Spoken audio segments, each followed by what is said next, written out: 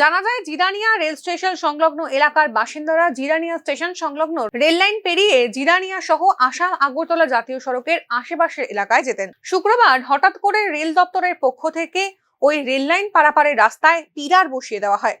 এলাকার রাস্তা বন্ধ করে দেওয়ায় ক্ষুব্ধ হয়ে স্থানীয় এলাকাবাসীরা এদিন জিরানিয়া স্টেশন সংলগ্ন রেল লাইন অবরোধ করেন। স্থানীয়দের এই অবরোধে আটকে পড়ে শিলচর আগরতলা যাত্রীবাহী রেল। কি বিষয় নিয়ে ট্রেন আজকে দাঁড় করাইছেন? আমরা প্রবলেম হয়েছে, আমরা এই রাস্তাতে আছে না, হ্যাঁ এই পাড়া আমরা এই পাড়া সব রাস্তা, এটা পিডাব্লিউ রাস্তা, এটা মানে পর্যন্ত এই রাস্তাটা যায়, হ্যাঁ এটা পিডাব্লিউ রাস্তা আসলো।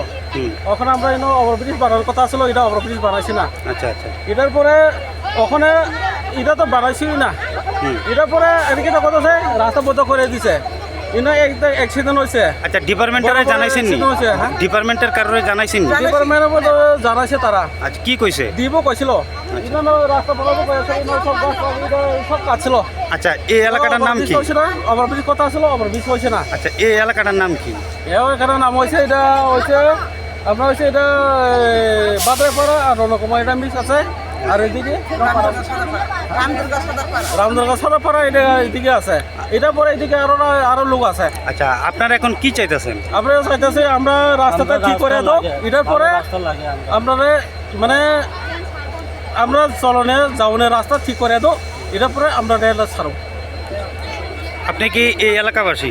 আমরা এলাকাবাসী, এখানে সব এলাকাবাসী, এখানে কেউ নাই, বাইরের লোক কেউ নাই। রেল লাইন অবরোধের খবর পেয়ে ঘটনাস্থলে দ্রুত ছুটে যায় রেল সুরক্ষা বাহিনীর আধিকারিক সহ জিরানিয়া থানার পুলিশ।